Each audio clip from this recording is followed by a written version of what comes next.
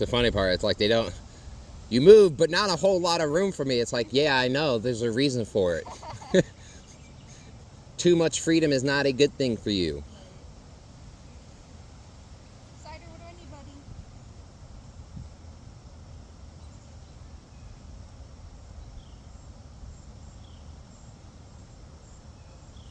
And in those moments where he gets ahead of you, let him stay there with that pressure on that leash, Okay. and don't move up to him. Okay.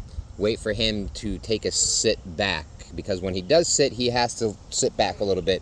That's when that loop will be in that leash, is blah blah blah blah blah, which is what we are looking for. Hey,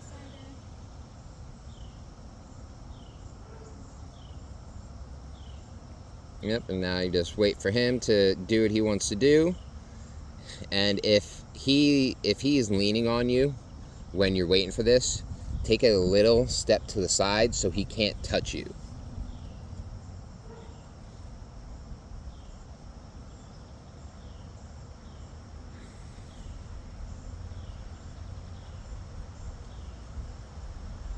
What do I need, buddy?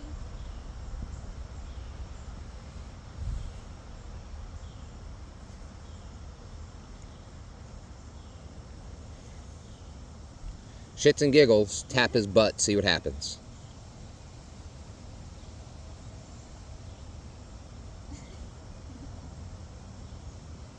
Cider, buddy.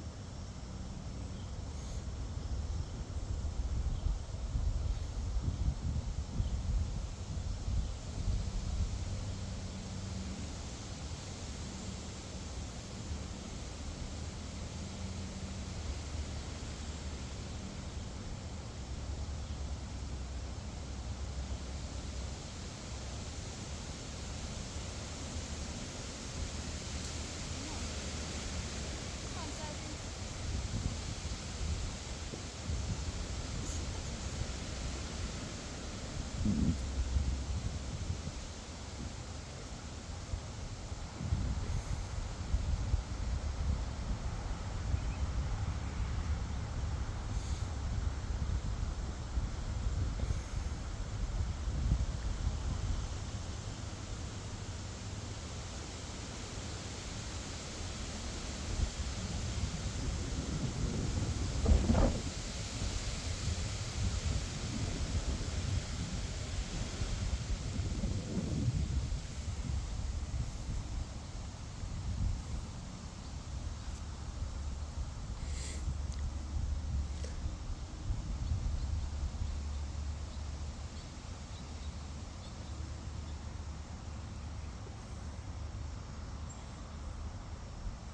And in this situation, since he is so much far ahead of you, when you do take another step forward, you're going to want to take up as much slack as you can, only about 6 inches from the back of your hand to where the leash is, because you're going to end up coming right to next to where he is anyway. Okay.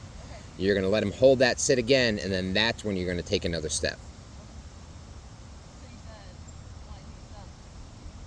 Hold, like, make it, keep it the same. Yeah, so when he does sit, you're going to pull yourself up to him, Okay. so that tension is still there. Okay. Because if he feels it loose, he might want to take another step again. Right. So the point of that is to make sure that the tension is still there, and he knows we don't move when there's tension. Right. Which is why you've been standing there for 2 minutes.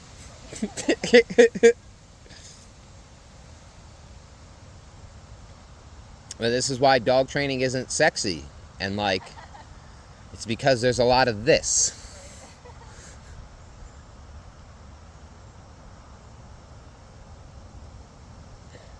And then when he does come back to you too like that when he's walking around, feel free to take up slack.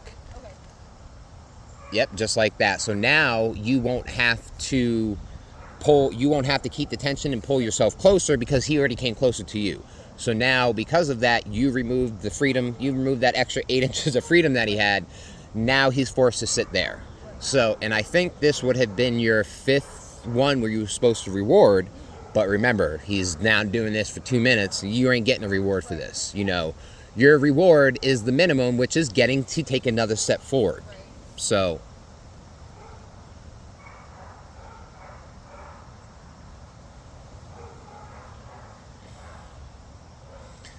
And usually at this point in time, owners will be like, oh, well, can I ask him to sit? Yeah, you can ask him, but that's not the point of this exercise. Right. That's not the point of any of our training.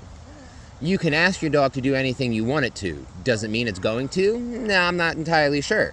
If you've worked with them in these scenarios and you ask them to do it, there's a good chance they will. If they're in training doing this for the first time, you know, this isn't his first time, but this is his first time learning this stuff, it's going to take like this. Right. So, yeah, and that's why I say if you're going to use their weight and reward method for things, make sure you have the time. Right.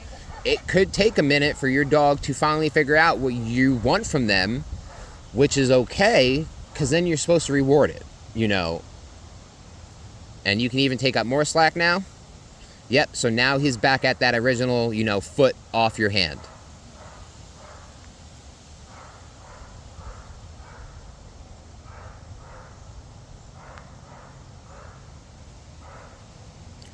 And then you see how adjusting that to where it's sitting in the right place. Yep, so I would do my best to keep him at that leash, that distance right there.